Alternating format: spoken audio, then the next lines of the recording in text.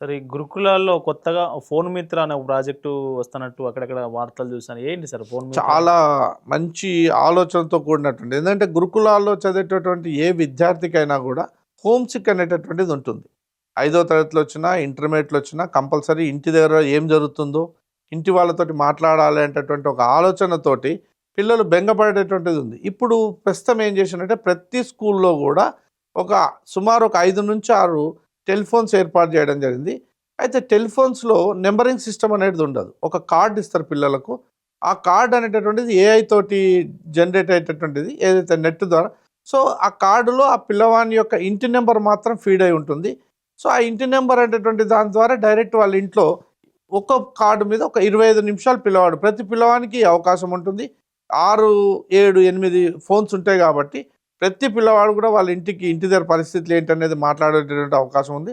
So, ఒక రకంగా ఏందంటే కొత్తగా వచ్చినటువంటి పిల్లలు హోమ్ సిక్ అనేటటువంటి దాని నుంచి దూరం కావడానికి, తర్వాత మధ్య మధ్యన పిల్లలు తమకు స్కూల్లో ప్రైజులొచ్చినా, లేకుంటే తామేమైనా అచీవ్‌మెంట్ జేసినా, బయటకు చెప్పేటటువంటి వాతావరణం అనేటటువంటిది బయటికి పోతే తప్ప ఉండదు. చాలా స్కూల్స్‌లో పరిస్థితి ఏముండే అంటే ఎవరైనా పేరెంట్సు సాటర్‌డేనో, సండేనో వస్తే వాళ్ళ దగ్గర ఫోన్‌లు తీసుకొని, మేము ఇంటికి మాట్లాడతాం అంకుల్ అని చెప్పి మాట్లాడేటువంటి పరిస్థితి ఉంటుండే. సో, ఇప్పుడు ఆ రకమైనటువంటి అవకాశం లేకుండా పిల్లలకే అవకాశం ఇవ్వడం వల్ల, అది ఫోన్ మిత్ర అనేటటువంటిది విద్యార్థులు చాలా వరకు సద్వినియోగం చేసుకుంటున్నారు. దానివల్ల ఒక రకమైనటువంటి ఫీలింగ్స్ ఇక్కడనే ఉన్నాము, మా పిల్లలు మంచిగున్నారు అనేటటువంటి ఆలోచన తల్లిదండ్రులకు కూడా కలుగుతుంది. విద్యార్థికి కూడా ఇంటి పరిస్థితులు కూడా తెలిసేటటువంటి పరిస్థితి. సరే ఇంతకుముందుకు మనం మాట్లాడుకున్నట్టుగా ఇంటిగ్రేటెడ్ స్కూల్స్ దగ్గరికొస్తే ప్రభుత్వం ఫస్ట్ మండలానికి ఒకటన్నది. తర్వాత నియోజకవర్గానికి ఒకటని చెప్పింది. ఇప్పుడు 2 అని చెప్తా ఉన్నది. 200,00,00,000 రూపాయలతోని ఒక్కో ఇంటిగ్రేటెడ్ స్కూల్ కడతామని చెప్తాంది కదా! మళ్ళా అందులో నింపబోయే విద్యార్థులు ఎవరై ఉంటారు? ఇప్పుడు మీ గురుకులాల నుంచి ఎళ్తారా? లేదంటే జెడ్పీ గవర్నమెంట్ స్కూల్స్ నుంచి ఎళ్తారా? ఏంటి? ఇంతవరకు ప్రభుత్వం నుంచి స్పష్టంగా ఈ విద్యార్థులు వస్తారు అనేటటువంటి ఆలోచన అయితే లేదు. హ్మ్. ఫస్ట్ ఓన్లీ కన్స్ట్రక్షన్ 200 కోట్లతో చేస్తున్నాం. అంతర్జాతీయ ప్రమాణాలతోటి గురుకులాలు ఏర్పాటు చేస్తున్నాం. ఇంటిగ్రేటెడ్ అనేటటువంటి ఒక పదం పెట్టిండ్రు కాబట్టి అన్ని రకాలైనటువంటి విద్యార్థులు ఉంటారు అనేటటువంటి ఒక భావన తప్ప ఈ గురుకులాలు ఉన్నటువంటి విద్యార్థులను షిఫ్ట్ చేస్తారా? లేకపోతే అది అందరికీ అయితే అక్కడ ముఖ్యంగా ప్రభుత్వం ఏంటంటే 4వ తరగతి నుంచి అంటుంది. మా గురుకులాలు అన్నీ కూడా 5వ తరగతి నుంచి స్టార్ట్ అవుతాయి. హ్మ్. కాబట్టి 4వ తరగతి అన్నట్టయితే ఆటోమేటిక్‌గా మా స్టూడెంట్స్ పోయే స్కోప్ ఉండదు. బయట స్టూడెంట్స్ చాలా వరకు పరిస్థితి ఉంటుంది. అటువంటి ఒక మంచి క్వాలిటీ, మంచి ఇన్‌ఫ్రాస్ట్రక్చర్, మంచి ప్లే గ్రౌండు అన్నీ ఉన్నటువంటి స్కూల్స్ ఎస్టాబ్లిష్ చేయడం అనేది చాలా మంచి అదేంటంటే ఎడ్యుకేషన్ అనేటటువంటిది ఒక పెట్టుబడి కాదు. మళ్ళా దానికి ఎంత రిటర్న్స్ వస్తాయి. అదొక సామాజిక బాధ్యతగా ప్రభుత్వాలు టేకప్ చేసినప్పుడు ఖచ్చితంగా సక్సెస్ అవుతది. దానికి ముఖ్యంగా ఏంటంటే ఫ్యాకల్టీని ఇవ్వాలి. ఫ్యాకల్టీని ఇచ్చినప్పుడు మాత్రమే ఇన్‌స్టిట్యూషన్స్ సక్సెస్ అవుతాయి గానీ, బిల్డింగ్‌లు కట్టి, లైబ్రరీలు కట్టి, ఇన్‌ఫ్రాస్ట్రక్చర్ ఇచ్చినంత మాత్రాన అటు విద్యార్థులకు నష్టం జరుగుతది. మళ్ళా కొన్ని రోజుల తర్వాత అది పాడయ్యేటటువంటి పరిస్థితి ఉంటది కాబట్టి, మొట్టమొదటనే ఫ్యాకల్టీసు అన్ని రకాలుగా, తర్వాత విద్యార్థుల యొక్క నిష్పత్తి ఏ విధంగా ఉంటుంది, ఎవరిని తీసుకుంటారు అనేటటువంటి క్లారిటీ ఇంతవరకు ప్రభుత్వం నుంచి రాలేదు కాబట్టి, వేచి చూడాల్సినటువంటి అవసరం ఉంటుంది. సరే మీరు స్కూల్స్‌లో పనిచేశారు. ఇప్పుడు జూనియర్ కాలేజ్ గురుకులాలకు సంబంధించి పనిచేశారు కదా!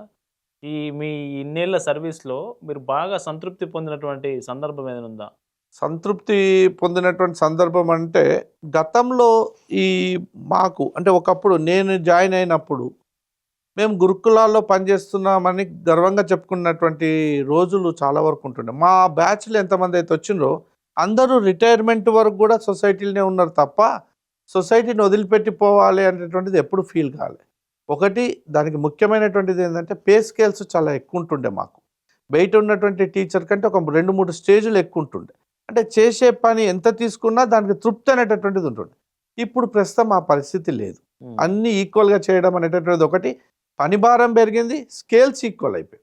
ఇంకా దురదృష్టం ఏంటంటే ఇప్పుడు ఉన్నటువంటి పరిస్థితిలో కొన్ని క్యాడర్స్‌కి అసలు ప్రమోషన్ ఛానల్స్ లేకుండా రిటైర్ ఏ స్టేజ్‌లో అయితే అయితారో ఆర్ట్, క్రాఫ్ట్, మ్యూజిక్ వాళ్ళు ఎవరైతే ఉన్నారో పాపం కనీసం ఒక ప్రమోషన్ కూడా పొందలేరు. 30, 35 సంవత్సరాలు సర్వీస్ చేసినా అదే స్కేల్‌లో రిటైర్ అయ్యేటటువంటి అదే పొజిషన్‌లో రిటైర్ అవుతారు తప్ప వాళ్ళకు కనీసం బయట గ్రేడ్ 1, గ్రేడ్ 2 అనో లేకుంటే వేరే ఇదో అనేటటువంటి ఒక అవకాశం అనేది ఉంటుండే. సో, అది లేదు ప్రస్తుతం. హ్మ్. గతంలో మాకున్నటువంటి అడ్వాంటేజ్ ఏంటంటే 2002 రాజశేఖర రెడ్డి గారి పీరియడ్‌లో చాలా పెద్ద ఎత్తున సంస్కరణలు అనేటటువంటి గురుకులాలు అది ఒక తృప్తినిచ్చింటుంది.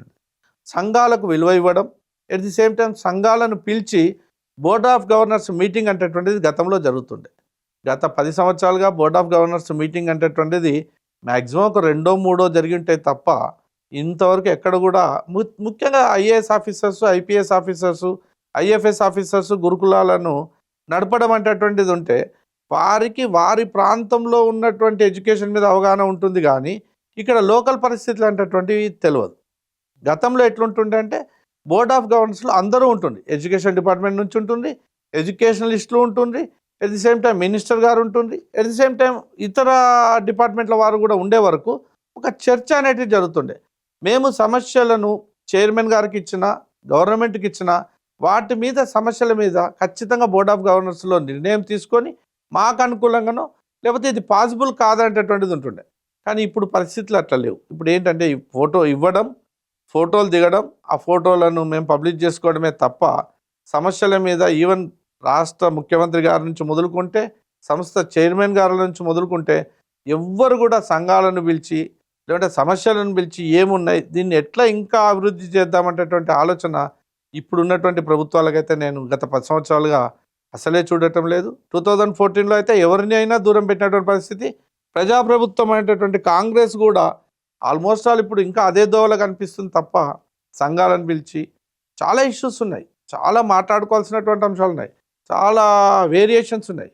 ఒక్కొక్క సొసైటీలో ఒక్కొక్క రకమైనటువంటి స్టాఫ్ ప్యాటర్న్ ఉంది. ఫర్ ఎగ్జాంపుల్ బీసీ సొసైటీలో 2 జేఎల్ మ్యాథమెటిక్స్ పోస్టులు ఉంటాయి.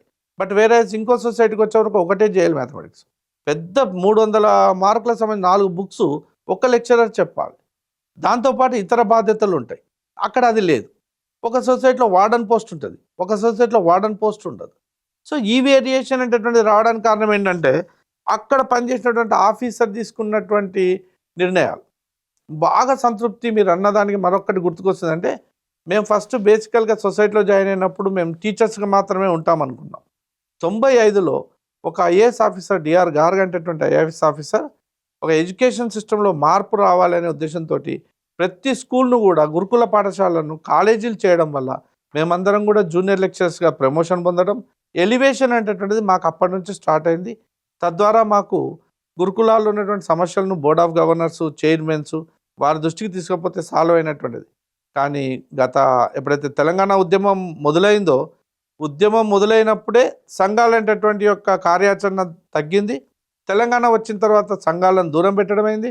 ప్రజాప్రభుత్వంలో కూడా అదే కొనసాగుతుంది. కాబట్టి ఒక అసంతృప్తి అనేది ప్రతి ఉపాధ్యాయుల లోపల కూడా ఇప్పటివరకు ఉంటూనే ఉంటుంది. సార్ మనం గతంలో గురుకులాలు చూస్తుంటే అంటే మీరు చదువుకునే అప్పుడు చూస్తే గురుకులాలు మనకు ఉమ్మడి ఆంధ్రప్రదేశ్లో ఒక 2-3 గురుకుల కాలేజీలు ఉండేటివి. ఆ కాలేజీలో చదువుకున్న చాలామంది ఐఏఎస్, ఐపీఎస్ ఆఫీసర్లు అయ్యారు. మనకు మాజీ డీజీపీ మహేందర్ రెడ్డి గారు కావచ్చు, అట్లాంటి చాలామంది గురుకులాల నుంచి వచ్చారు. ఇప్పుడు అట్లాంటి అట్లాంటి క్వాలిటీ ఎడ్యుకేషన్ ఇప్పుడు ఈ గురుకులాల్లో రావాలంటే ఎట్లా అసలు ఎట్లా పరిస్థితులు చాలా వరకు మారినాయి. ఒకప్పుడు ఏంటంటే చదువు చాలా ఇంపార్టెంట్ అనేటటువంటి తల్లిదండ్రులు ఉన్నటువంటి సందర్భాలు ఉండే. గురుకులాల్లో ఉన్నటువంటి ఉపాధ్యాయునికి స్వేచ్ఛ ఉంటుండే. ఎప్పుడైతే స్వేచ్ఛను తీసేసి 2002, 2004లో ఆర్పిఆర్పి స్కూల్స్, డిపిఐపి స్కూల్స్ ఎప్పుడైతే ఎస్టాబ్లిష్ చేసిన తర్వాత గురుకులాల్లో ఒక విచిత్ర ధోరణి అనేది వచ్చేసింది. రిజల్ట్ ఓరియంటెడ్ ఎడ్యుకేషన్ అనేటటువంటిది వచ్చింది. అంటే నీవు 10th ఇంత కంపల్సరీ రిజల్ట్ రావాలి, ఇంటర్మీడియట్లో ఇంత రిజల్ట్ రావాలి, లేకపోతే నీ ఇంక్రిమెంట్లు కట్ అవుతాయి.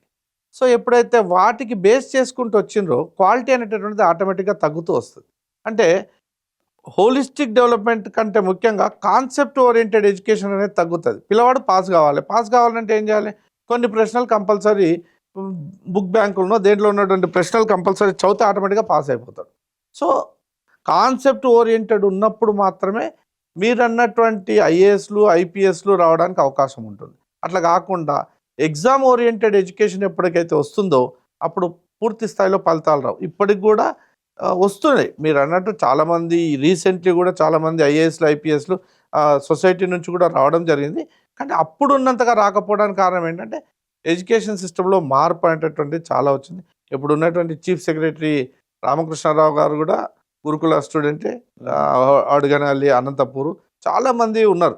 కొంతమంది చెప్పుకుంటే బుర్రా వెంకటేశం గారు కానీ, ఇప్పుడు టీఎస్పీఎస్సీ చైర్మన్ వారు కానీ, వీరంతా కూడా గురుకులాల నుంచి వచ్చినటువంటి. తర్వాత మల్లయ్య భట్ గారు కానీ, వీళ్ళందరూ కూడా గురుకులాల ఇప్పుడు అంతెందుకు బీసీ సొసైటీలో ఉన్నటువంటి సెక్రటరీ సైదుల్ గారు కూడా గురుకుల స్టూడెంటే.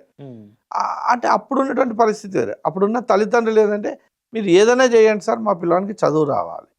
ఇప్పుడు పరిస్థితులు చాలా వరకు టీచర్ డెలికేట్ అయిపోయింది. టీచర్ గట్టిగా చెప్పలేనటువంటి పరిస్థితి ఒక్కొక్కసారి చిన్న ఇన్సిడెంట్ను కూడా పెద్దగా చేసి, సార్ నేనే ఏమన్నాను, నువ్వెందుకు అంటున్నావు అనేటటువంటి తల్లిదండ్రుల ధోరణి టీచర్ని వీకెన్ చేస్తాయి. టీచర్ ఎప్పుడైతే వీక్ అవుతాడో ఆటోమేటిక్గా విద్యా వ్యవస్థ కొంత డైల్యూట్ అవుతుంది. దాని పర్యవసానాల వల్ల కొన్ని రిజల్ట్స్ అయితే ఇప్పుడు మెయిన్ ఏమైపోయిందంటే ఐఏఎస్ ఐపీఎస్ల కంటే ఐఐటీలు, నీట్లు, జేఈలు అనేటటువంటి వాటి ఓరియంటేషన్ ఎక్కువ జరుగుతుంది. కాబట్టి ఆ దిశగా మాత్రమే గురుకులాలు పనిచేస్తుంది. Okay sir. మన గతంతో పోలిస్తే కొంత సంస్కరణలు ఇప్పుడు పెరిగినాయి. గురుకులాలు మంచి దారిలో నడుస్తున్నాయని మీరు ఓవరాల్‌గా చెప్తా ఉన్నారు కదా! నిజంగా విద్యాశాఖ గనక ఒక మంత్రి సెపరేట్‌గా ఉండుంటే ఆ ప్రభావం గురుకులాలకు సంబంధించి ఇంకొంత మెరుగ్గా ఉండే అవకాశం ఉంటదా? లేదు. విద్యాశాఖకు మంత్రి ఉన్నా అతను ఓన్లీ విద్యాశాఖ కింద ఉన్న గురుకులాలకు మాత్రమే చైర్మన్ అవుతాడు. ఓకే. ఇప్పుడు నేను ఇంతకుముందు చెప్పినట్టు social welfare minister social welfare గురుకులాలకు chairman, BC welfare minister BC గురుకులాలకు చైర్మన్, మైనార్టీ మినిస్టర్ ఎవరైతే ఉంటారో వారు మైనార్టీ స్కూల్స్. కాబట్టి ఇక్కడ ఏంటంటే అన్ని గురుకులాలను కలిపి ఒకే డైరెక్టరేట్ కింద తెచ్చి వాటికి ఒక మినిస్ట్రీ కనుక ఉన్నట్టయితే సుమారు మీరు చూడండి 1023 గురుకులాల్లో 7 లక్షల మంది విద్యార్థులు, ఆల్మోస్ట్ ఆల్ 30,000 మంది ఎంప్లాయీస్ పనిచేస్తున్నటువంటి పెద్ద వ్యవస్థ ఇది. దీన్ని కులాల వారీగా లేకుంటే అంటే డివైడ్ చేసే వరకు ఏమైపోయిందంటే కంట్రోలింగ్ అనేటటువంటిది ఒక స్టేజ్కి రావట్లేదు. కాబట్టి వీటన్నిటిని కలిపి ఒక కామన్ డైరెక్టరేట్ అనే దాన్ని ఏర్పాటు చేసి, అది ప్రతి ఉద్యోగి, ప్రతి సమాజంలో ఉన్నటువంటి ప్రతి ఎడ్యుకేషనిస్ట్ కూడా కోరుకునేటటువంటిది కామన్ డైరెక్టరేట్ ఏర్పాటు చేసి, ఒక మంత్రి ఏదో ఒక మంత్రి అవుతాడు, ఎడ్యుకేషన్ కావచ్చు, సోషల్ వెల్ఫేర్ కావచ్చు, ఏదైనా ఒక మంత్రి ఆధ్వర్యంలో అన్ని గురుకులాలను తీసుకొస్తే ఖచ్చితంగా మార్పు అనేది ఉంటుంది. ఒక గుణాత్మకమైన మార్పు విద్యా వ్యవస్థలో వస్తుంది. ఓకే. ఇది మొత్తానికి గురుకులాలకు సంబంధించి గతంతో పోలిస్తే ఎట్లాంటి సంస్కరణలు ప్రస్తుతం నడుస్తూ ఉన్నాయి? ప్రభుత్వం ఇంకా ఏ అంశాల మీద దృష్టి పెట్టాలి, ఏ అంశాలను అడ్రస్ చేయాల్సిన అవసరం ఉందనే అంశాల మీద టిగారియా general secretary doctor Addanki Madhusudan గారు మనతో పాటు ఇంటర్వ్యూలో పంచుకున్న విశేషాలు ఇవి. Stay tuned to Pallavi TV.